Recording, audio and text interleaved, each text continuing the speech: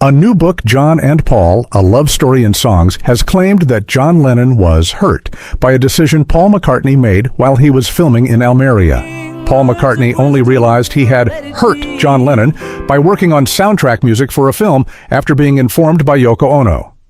A new book titled John and Paul, A Love Story in Songs, penned by author Ian Leslie, delves into the relationship between bandmates John Lennon and Paul McCartney. The book traces their journey from their first meeting in Liverpool in the 1950s to John's tragic death in 1980. In one chapter, Ian looks back on John's trip to Almeria in 1966, where American film director Richard Lester invited him to be in his new film, a comedy called How I Won the War.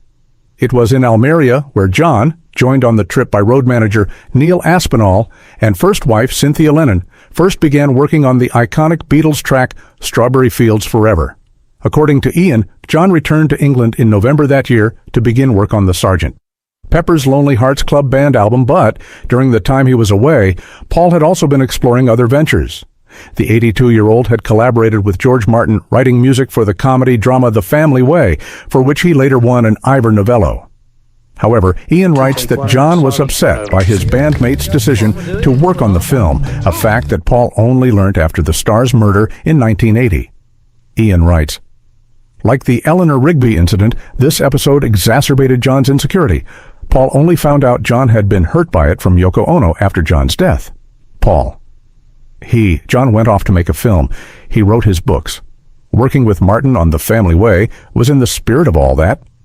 But what I didn't realize was that this was the first time one of us had done it on songs. John spent 2 months working on How I Won the War and, according to Ian, was a diligent member of Lester's cast. It was also during this period that Lennon first started wearing his iconic round, wire-framed glasses. He turned up on set every day, even when he wasn't needed, Ian writes. At 26, he had very little experience of adult life outside of being a Beatle. "I could hardly speak. I was so nervous," he said later. "I don't mind talking to the camera. It's people that throw me."